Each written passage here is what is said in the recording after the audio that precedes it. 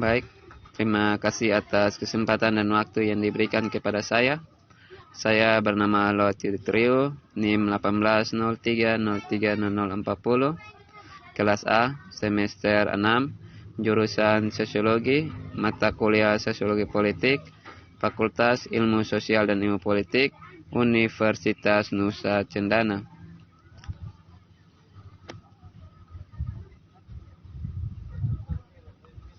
Dari tugas yang diberikan yaitu mereview suatu buku. Di sini bukunya yang direview yaitu bab 6. Baik, langsung saja di pembahasan. Yang pertama, kerangka teoritis. Setiap kerangka kerja dalam sosiologi politik mendekati studi partisipasi politik dengan perbedaan asumsi dan perspektif. Meskipun demikian, masing-masing mengkaji asumsi klasik tentang demokrasi, peran partisipasi massa, serta peran aksi politik dalam ruang publik dengan cara yang berbeda.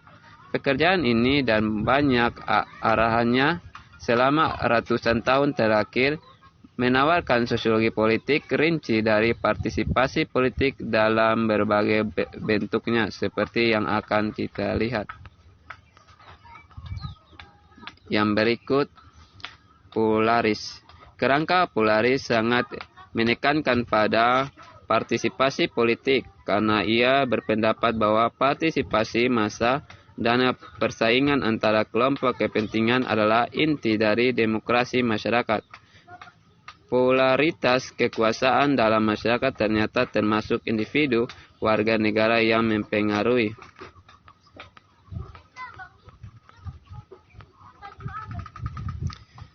Gerakan hak di Amerika Serikat, partisipasi dalam pekerjaan partai politik merupakan mekanisme untuk menjalankan pengaruh atas kebijakan. Kerja kelompok kepentingan dan lobby adalah contoh dari jenis upaya yang digunakan organisasi formal untuk menciptakan saluran partisipasi lainnya.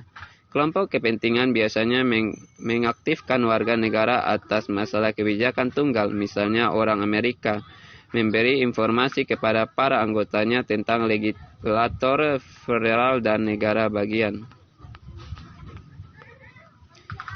Dengan demikian, liberalisme Amerika awal menekankan prinsip dasar kapitalisme. Ide-ide ini pergi bergandengan tangan dalam mendefinisikan kewarganegaraan.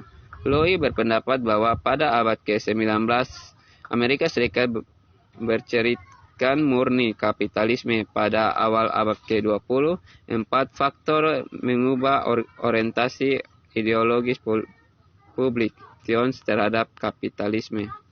Yang pertama yaitu peningkatan pembagian kerja dengan multiplikasi peran. Yang kedua, spesialisasi dalam unit produksi dan sistem distribusi. Yang ketiga, perbayangkan unit-unit kontrol sosial, dan yang keempat, diferensiasi spesial urbanisasi dan pergeseran populasi.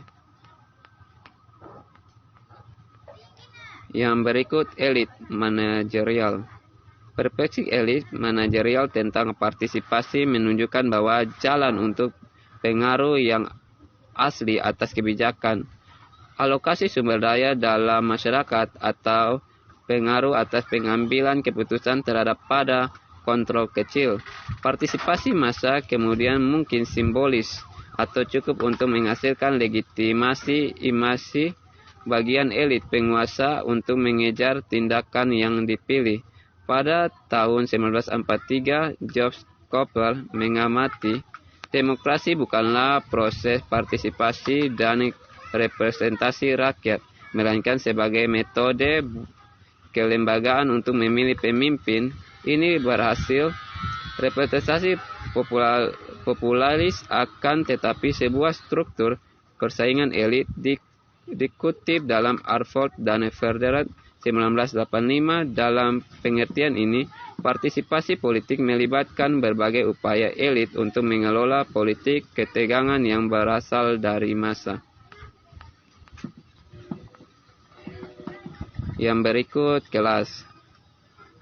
Perspektif kelas menyimpulkan bahwa partisipasi politik diperoleh hanya sejauh ia dipertanyakan kepentingan kelas kapitalis. Marx dan Engels dalam Metafora Komunis 1948 menyatakan bahwa satu-satunya momen partisipasi massa yang sejati oleh kelas bekerja adalah yang ditemukan di revolusi seperti yang mereka prediksi.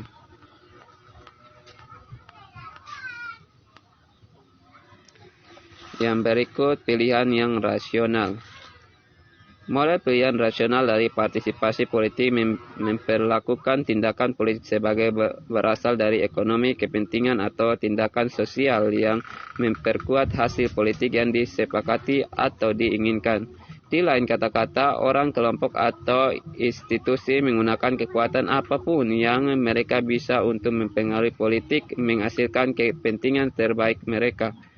Pendekatan pilihan rasional terbaru untuk studi politik adalah dikenal sebagai teori permainan, yang menyatakan bahwa individu, kelompok, kepentingan, atau bahkan negara bangsa akan membuat pilihan strategis mengingat serangkaian keadaan tertentu. Yang berikut postmodern.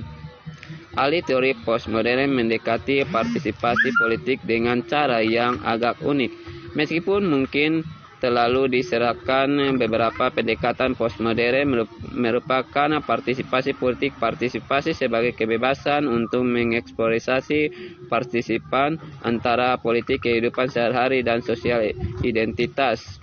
Selain itu, kerangka kerja ini adalah rumah bagi sosiolog politik yang menyimpulkan bahwa politik pasca era modern adalah tentang mendefinisikan kembali kewarganegaraan melalui konstruksi kategoris baru, instruksi, eksklusi, definisi identitas, dan sosialisasi politik.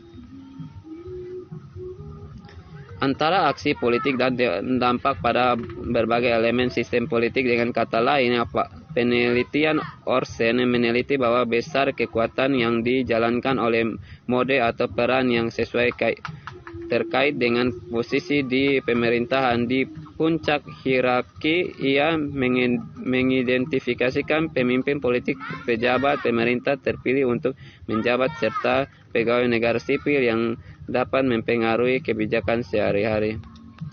Mungkin itu sekian dari para materi saya. Sekian dan terima kasih.